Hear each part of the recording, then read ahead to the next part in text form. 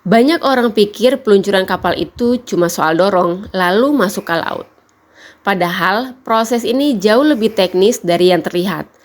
Karena sebelum kapal menyentuh air, yang paling penting bukan cuma kapalnya, tapi jalur dan penyangganya. Semua dimulai dari rel dan lintasan kayu. Inilah jalur utama tempat kapal bergerak dari darat menuju laut. Dan jalur ini tidak bisa dibuat asal. Kemiringannya harus pas, arah turunnya harus terkontrol, tumpuannya juga harus kuat.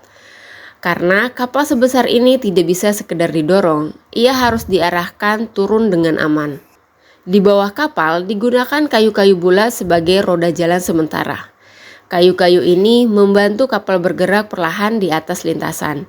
Saat kapal maju, roda di belakang akan terus dipindahkan ke depan. Sistemnya terlihat sederhana, tapi justru disitulah tantangannya. Semua harus pas, kalau tidak, pergerakan kapal bisa jadi tidak stabil. Lalu di area mendekati air ada susunan karung yang terlihat sederhana, tapi fungsinya penting. Karung-karung ini digunakan karena posisi tanah darat yang lebih tinggi dari permukaan air. Jadi susunan ini membantu membentuk transisi lintasan, supaya jalur luncur kapal tetap tersambung dan tidak turun terlalu tajam saat menuju laut. Dengan begitu, kapal bisa bergerak lebih terarah saat melewati peralihan dari darat ke laut. Selain itu, ada juga kaki ayam di sisi kanan dan kiri kapal. Bagian ini berfungsi sebagai penyangga keseimbangan, supaya badan kapal tetap stabil selama proses peluncuran. Karena kapal mulai bergerak, beban besar akan terus berpindah.